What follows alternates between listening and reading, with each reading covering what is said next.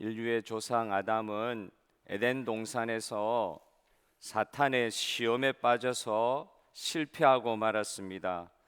사탄이 시도한 인류 최초의 시험이라는 것이 무엇입니까? 하나님을 의심하게 만드는 거였어요. 하나님과 우리는 결코 떨어질 수 없는 관계로 만들어졌는데 사탄이 거짓말로 사람을 유혹해서 하나님을 의심하게 했던 것입니다. 하나님이 진짜 그러시기에 그런 말씀을 하시든, 하나님은 너가 눈이 밝아져서 하나님과 같이 되는 것을 원치 않으셔서 너에게 거짓말하신 거야. 사실은 사탄이 거짓말하고 있는데 거기에 그냥 홀딱 넘어가 버린 것이죠. 하나님을 거짓말쟁이로 만드는 거짓말쟁이, 진짜 거짓말쟁이 사탄의 시험을 이기지 못하고 모든 인류가 지금 사실은 이런 어려움에 빠져 있습니다. 전쟁이 있습니다. 시기가 있습니다. 질투가 있습니다. 싸움이 있습니다. 그게 그렇게 하나님을 의심함으로 말미암아 시험에서 헤어나오지 못함으로 그런 일들이 지금까지 우리 가운데 있는 것입니다. 이스라엘 백성들도 마찬가지였습니다. 광야에서 하나님을 의심하기 시작했습니다. 홍해를 기적과 같이 건너고 나서도 또 기적을 매일매일 보잖아요. 매일 기적을 보니까 기적이 기적같이 않는 거예요. 불기둥과 구름기둥을 통하여 하나님의 임재가 정말로 계신 것을 눈으로 보면서도 하나님을 의심하기 시작한 거예요. 어떻게 우리도 그럴까 싶은데 그랬어요. 그게 왜 그렇습니까? 사탄이 준 그 시험의 마음에서 벗어나지를 못하니까. 여러분, 저와 여러분이 믿는 하나님은 의심의 대상이 아니라 믿음의 대상이십니다. 맞습니까? 진짜 하나님 믿는 사람은, 진짜 하나님 믿는 사람의 특징은 삶의 어떤 환경에서든 그런 특징이 나타나야 될 것 같아요. 순간 실수는 할 수 있어도 하나님 믿는 사람은 하나님을 의심하면 안 됩니다. 하나님은 저와 여러분이 믿을 수 있는 분이십니다. 맞습니까? 예수님이 이 땅에 왜 오셨습니까? 하나님을 의심하게 하는 시험, 하나님을 믿지 못하게 하는 시험을 이기고 하나님과 우리의 관계를 회복시키시기 위해서 예수님이 이 땅에 오셨습니다. 예수님이 이 땅에 오셔서 공적으로 행하신 가장 처음의 일 사역이 무엇이었습니까? 요단강에서 세례 요한에게 세례를 받으실 때에 하늘 문이 열리고 하나님의 성령이 임하시면서 예수님이 하나님의 아들로 자신을 드러내는 그 사역으로부터 시작을 하신 거예요. 그때 성령께서 임하시는 걸 사람들은 보지를 못했지만 예수님 혹은 세례 요한은 그 자리에서 정말 하나님의 영광의 빛이 임하는 거, 성령이 비둘기와 같이 임하는 거, 그걸 체험을 하시고 그걸 선포하시게 된 것이죠. 그런데 이 성령에 충만하셨던 이 예수님께서 그 영광의 순간이 끝나자마자 바로 가장 어려운 사탄마귀 시험이 있는 광야의 자리로 성령께서 이끄심을 받아 옮겼다. 이게 우리가 주목해서 생각해 봐야 돼요. 영광의 자리에 머무실 수 있는 분이 그 영광의 자리에, 환희의 자리에서, 성령이 임재하시는 자리에서 바로 성령의 이끌림을 받아 시험이 있는 광야 사막으로 이끌림 받아 나가셨다. 사실 하나님이신 예수님은 사탄에게 시험 받으실 일이 없으십니다. 사탄에게 시험 받으실 이유가 없어요. 그런데 왜 광야에 시험 받으러 가셨습니까? 시험 받는 우리를 도우시기 위해서 그렇게 하신 거예요. 사역 처음부터 생각은 우리밖에 없어요. 우리 구원받을 하나님의 백성밖에 없으셨어요. 그래서 그 영광의 자리 탁 떠나가지고 광야로 들어가시는 거예요. 시험 받는 우리들을 위해 주님께서 동일한 시험을 받으러 들어가신 거예요. 그러면서도 시험을 이기시고 승리하심으로 예수를 믿는 저와 여러분들이 시험을 이길 수 있도록 만드시기 위하여 이 일을 하신 주님의 은혜를 찬양합니다. 여러분, 히브리서 2장 17절 18절의 말씀을 띄워주시면 한번 읽어보겠습니다. 시작. 그러므로 그가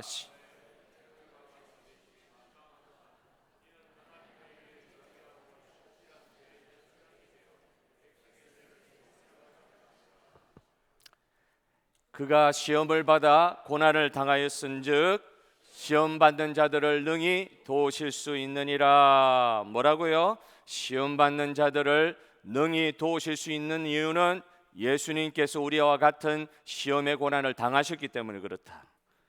히브리서 4장 15절도 한번 보겠습니다. 히브리서 4장 15절의 말씀 다시 한번 올려주시기를 바랍니다. 히브리서 4장 15절의 말씀. 우리에게 있는 대제사장은 우리의 연약함을 동정하지 못하실 리가 아니요 모든 일에 우리와 똑같이 시험을 받으시니로되 죄는 없으시니라. 우리와 똑같은 시험을 받으셨지만 시험을 이기셨기 때문에 죄가 없으신 거예요. 예수 그리스도께서 그 일을 이루시고 나서 저와 여러분의 구세주가 된 줄 믿습니다.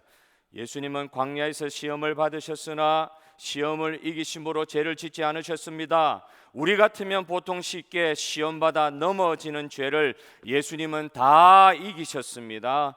아담은 그 시험에 졌지만 둘째 아담, 로마서에 그렇게 말씀하고 있죠. 둘째 아담이신 예수님은 그 시험들, 아담이 실패한 그 시험들을 다 이기신 것입니다.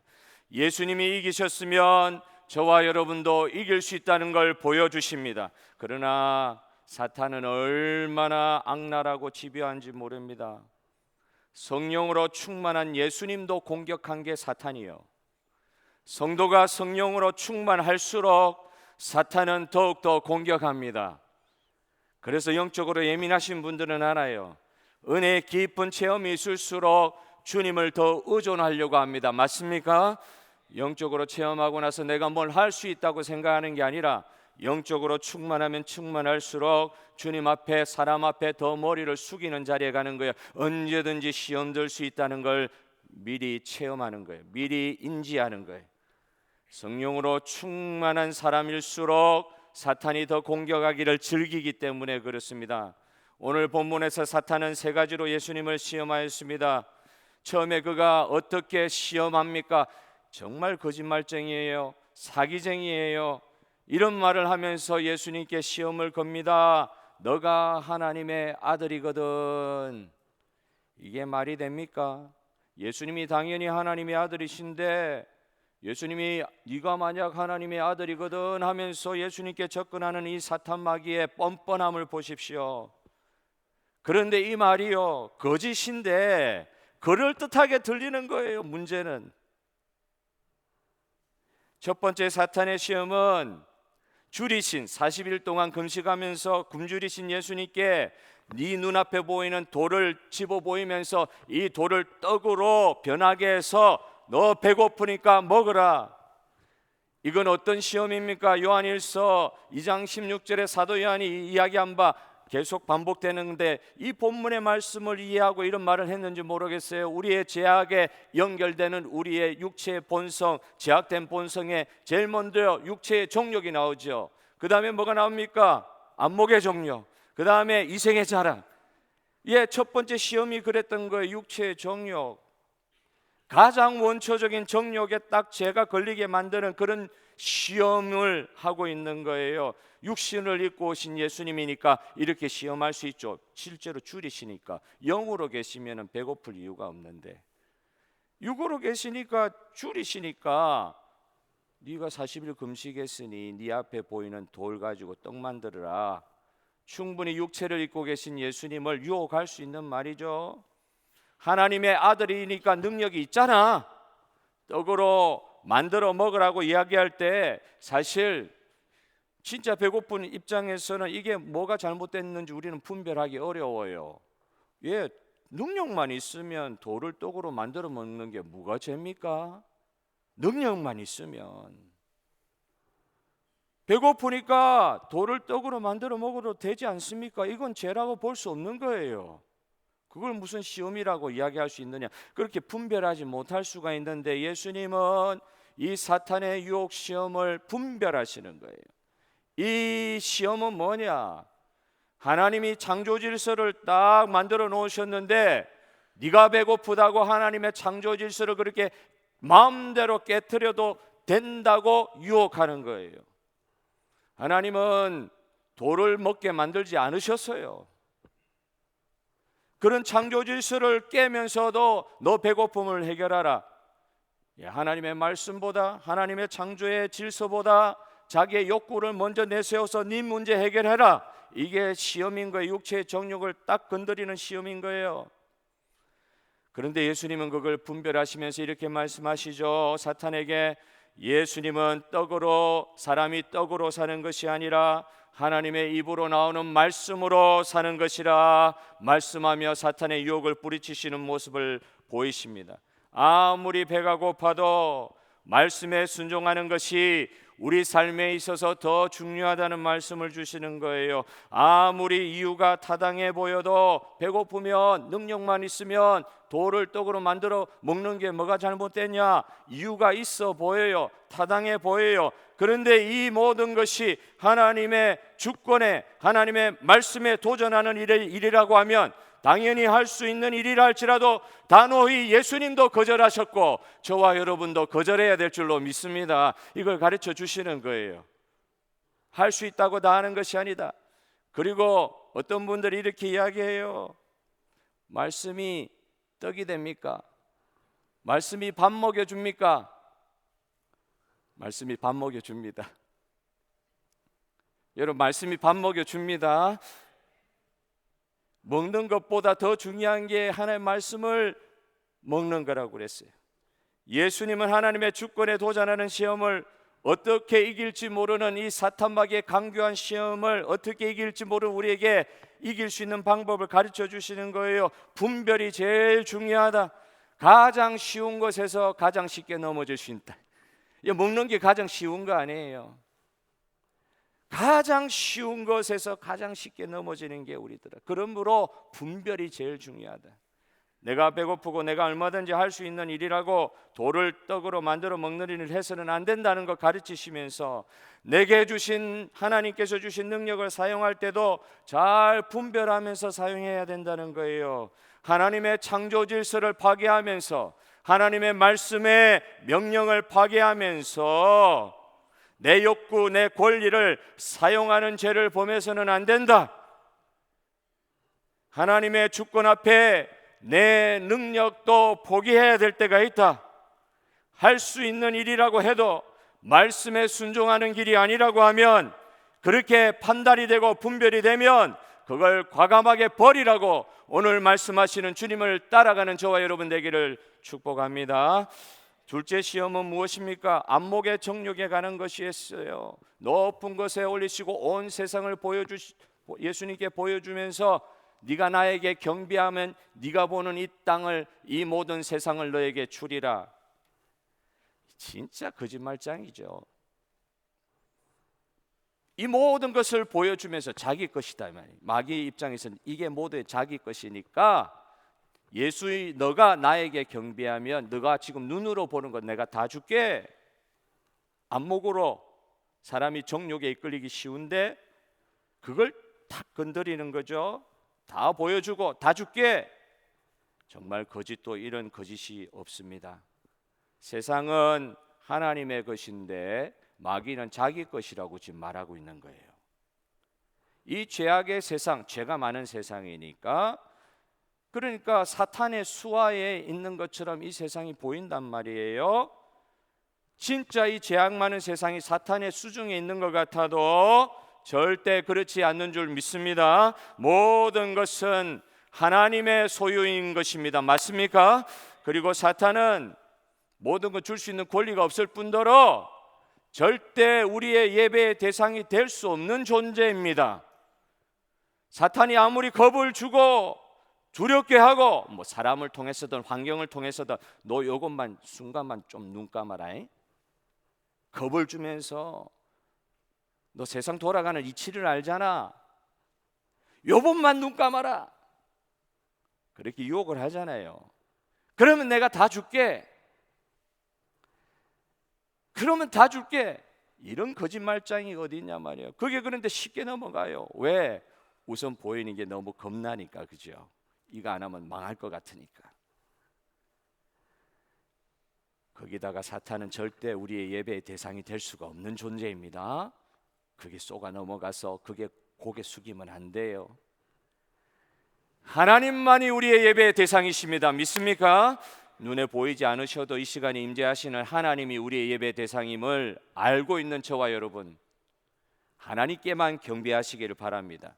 사탄과 귀신들은 자격이 되지도 않는데 칭송받으려고 하는 거예요. 하나님이 받으실 영광을 가로채려고 하다가 천사가 루시퍼 사탄이 돼버린 거예요. 예배의 대상은 하나님 한 분밖에 없으십니다. 속지 말아야 합니다. 그 어떤 것이 높아 보이고 우리를 협박해도 그가 우리의 경배 대상이 될 수는 없어요. 자기가 예배받을 사람들이, 물론 자기가 그렇게 하려고 한 것도 아니죠. 사람들이 막 칭송하는데 순간 너무 좋아가지고 자기가 신인 것처럼 생각했던 헤롯이라는 사람은 창자가 터져 죽었잖아요. 마귀의 소유는 사실 이 세상에 아무것도 없어요. 그런데 우리를 속이는 거예요. 우리에게 줄 수 있을 것처럼 우리에게 속이면서 들어온단 말이에요. 그리고 줄 수도 없을 뿐더러 우리 예배 대상도 아니에요. 우상은 절대 우리에게 아무것도 줄 수 없는 존재이고 예배의 대상도 아닙니다. 그러므로 저와 여러분은 눈에 보이는 것에 속아서는 안 될 줄로 믿습니다. 따라하겠습니다. 눈에 보이는 것에 속지 맙시다. 진짜 신앙생활 하면서도 이게 진짜 어려워요. 분별하기가 어려워요. 눈에 보이는 것이 당장, 귀에 들리는 것이 당장, 이거 어려울 것 같거든요.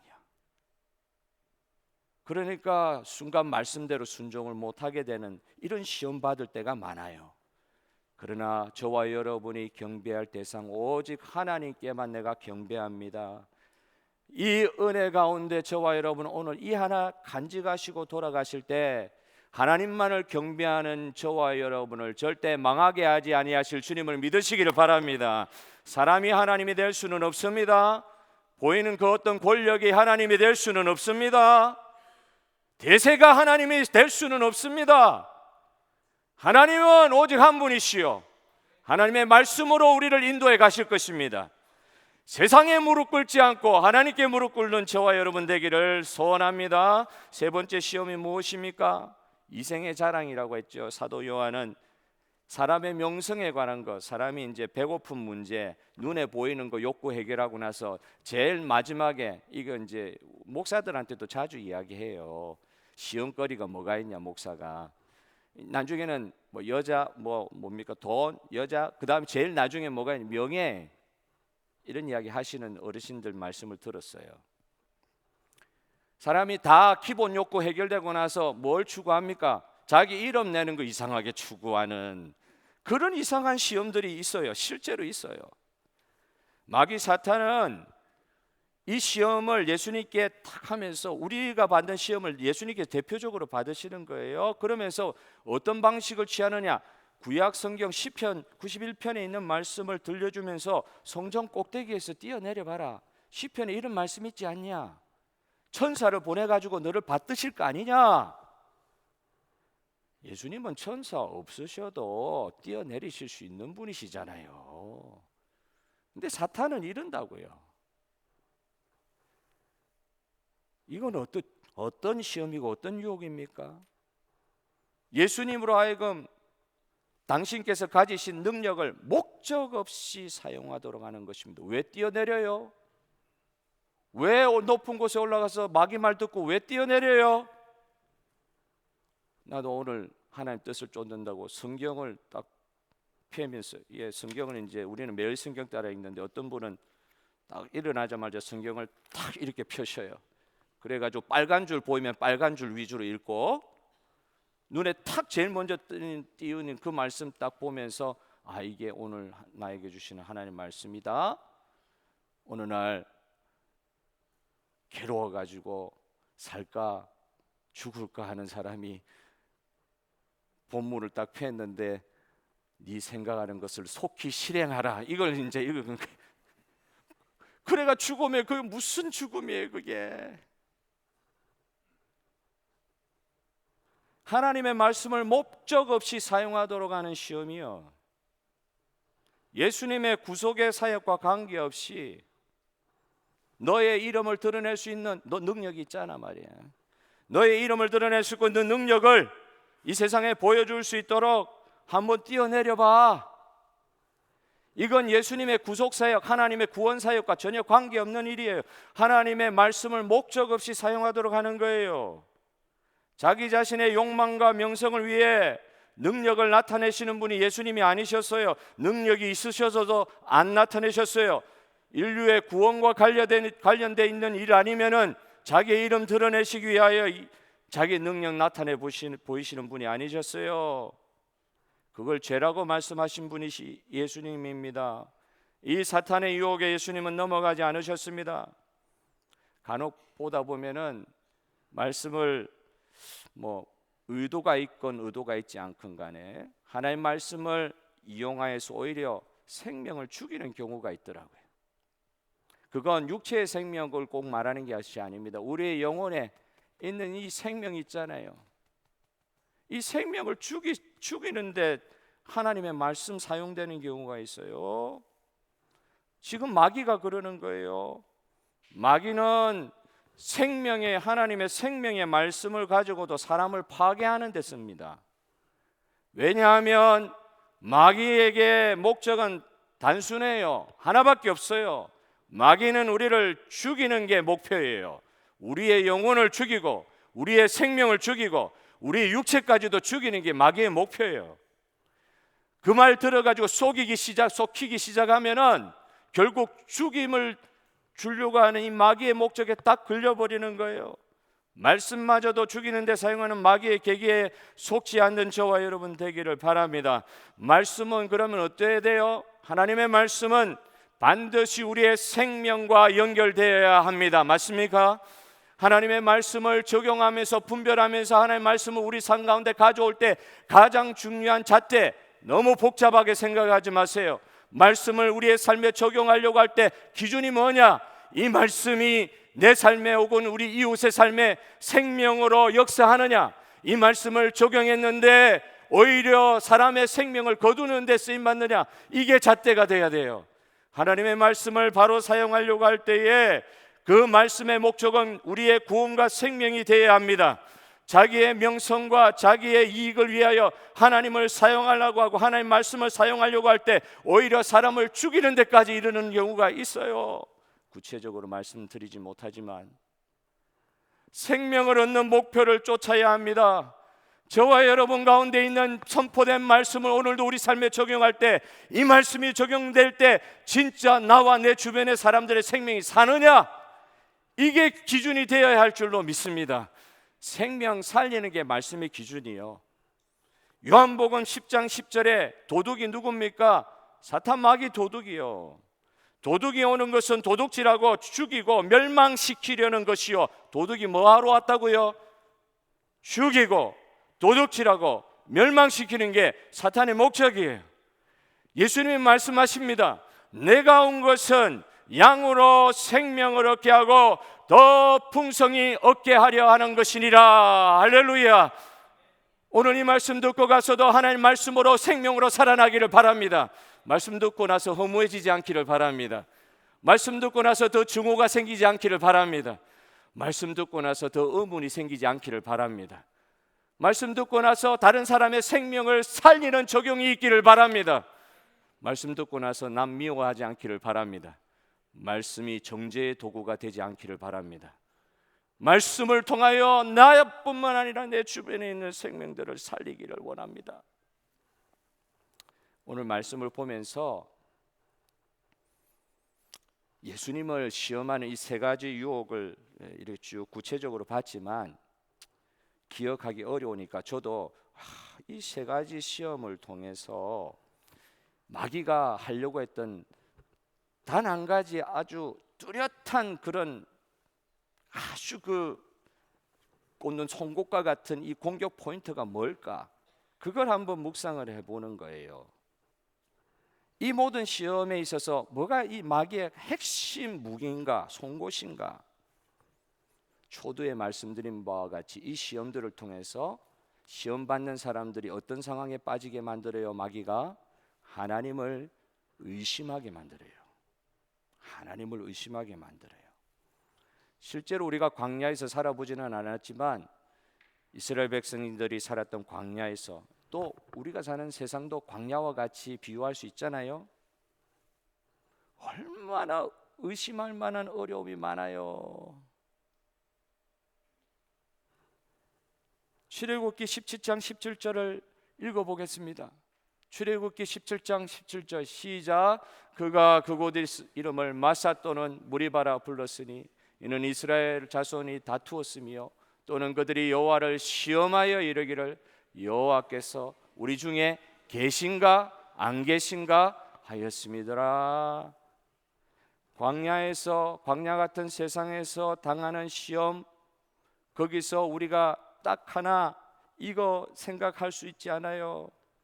너무 어려워가지고 내가 하나님 믿는 사람인데도 내 주변에서 일어나는 상황, 우리 교회에서 일어나는 상황, 이 세상에서 일어나는 상황을 보니까 하나님이 계신가 안 계신가 딱 의심이 들어가잖아요. 하나님 믿는데도 이게 가장 시험의 핵심적인 부분 같아요. 모세는 이 상황을 보면서 이스라엘 백성들아, 너희가 지금 하나님을 시험하고 있다. 너희가 시험받았다고 이야기할 수 있을지 모르지만 지금 이 상황은 너희가 시험받는 거 이전에 너희가 하나님을 지금 시험하고 있다 이야기하고 있어요. 그게 모세의 말이에요. 이스라엘 백성들은 자기 자신들이 시험받았을 뿐만 아니라 광야의 상황 때문에 물이 없어요. 먹을 게 없어요. 외적의 침입이 있어요. 밤에 너무 추워요. 낮에 너무 뜨거워요. 하나님이 계시면 이러실 수 있나? 하나님이 계신가 안 계신가 의심이 딱 들어요. 병이 왔어요. 집안에 우환이 일어났어요. 하나님이 계신가 안 계신가? 이때 이 시험이라는 단어 히브리어 원어를 찾아가서 보면은요, 하나님을 의심했다는 뜻이 많아요. 그들이 받았던 시험은 하나님을 의심한 시험이었어요. 하나님이 안 계신 것 같은 회의감이 들 때 우리는 지독한 시험에 빠질 수가 있습니다. 하나님이 계시면 다 순종하고 의존하고 견딜 수 있는데 하나님이 계시는가? 이 하나님을 믿어도 되는가? 정말 하나님은 말씀대로 전능하신 분이 맞으면 나한테 이러실 수가 있는가? 의심하기 시작하면 우리는 어떤 시험에도 이길 수가 없습니다. 사랑하는 성도 여러분, 하나님을 의심하는 것이 가장 큰 시험입니다. 한때는 하나님이 우리 삶 가운데 계시는 것이 너무나 확실해 보이고 하나님께서 나를 사랑하시는 것이 의심 없이 정말 의심 없이 믿어졌는데, 그런데 어느 순간 우리 삶에 하나님이 우리 가운데 계시는가 안 계시는가 하고 질문하게 되는 그런 상황에 처할 때가 솔직히 있잖아요. 문제가 감당이 안 되는 문제를 당해서 그 문제를 해결해 주시기를 하나님 기도하면 된다고 해서 또 얼마나 간절히 기도하는데 아무리 부르짖고 눈물 흘려 간구해도 아무런 응답이 없어 보이는 때가 있지 않습니까? 그러다 보면은 수십 년 예수 믿고 나서도 영적으로 허무해질 때가 있습니다. 내가 이러려고 하나님 믿었나? 아무것도 없는 것과 같고 모든 것이 거짓말 같을 때가 있습니다. 그럴 때 우리가 스스로 이스라엘 백성과 같이 묻는 거예요. 하나님이 내 가운데 우리 가운데 계시는가 안 계시는가? 이것은 우리가 시험받는 것이 아니라 이런 생각을 함으로 말미암아 하나님을 시험하는 것이라 모세가 이야기했다고 말씀드렸죠. 이런 순간에 하나님 계신가 안 계신가 하는 그런 이야기를 하면서 하나님을 시험하면서 하나님을 내 수준의 자리로 끌어내리려고 하는 것입니다. 저와 여러분을 초월하여 우리의 생각을 초월하여 임재하시는 하나님은 우리의 믿음의 대상이지 우리 평가의 대상이 아니십니다. 우리의 믿음의 대상인 하나님은 좋을 때나 결혼 서약도 그렇게 하는데 좋을 때나 안 좋을 때나 기쁠 때나 슬픈 때나 언제든지 이 남편과 이 아내와 함께 할 것을 약조하느뇨. 사람끼리의 약속도 그렇게 하는데 저와 여러분 하나님 하나님 계신가 안 계신가 모르겠다. 이건 하나님을 시험하는 일이요, 하나님을 회의하는 일이요, 하나님을 의심하는 거, 이거 하나님이 스스로 시험받는다고 말씀하시는 거예요. 어떤 상황이든지 이렇게 하나님을 의심하는 자리에 빠지지 아니하고, 이런 사탄의 시험, 이런 사탄으로 말미암는 죄악의 유혹에 빠지지 아니하고 어떻게 하면 이 시험에서 이길 수가 있습니까? 죄를 이기신 예수님을 의심하지 않고 예수님을 더욱 의지할 때 시험을 이기고 죄를 이길 수 있습니다. 여러분 믿습니까? 의심하지 말고 의지하십시오. 의심하지 말고 의지하십시오. 어떻게 더 의지합니까? 세월 지나갈수록 의심할 것입니까? 의지할 것뿐일세. 아무 일을 만나도 예수 의지함. 여러분, 의심하지 말고 의지할 때 시험에서 이길 수 있습니다. 시험에서 이겨야 쓰임 받을 수 있습니다. 이번 한 주간 함께 하시는 성령과 행복한 삶 사시기를 주님의 이름으로 축원합니다.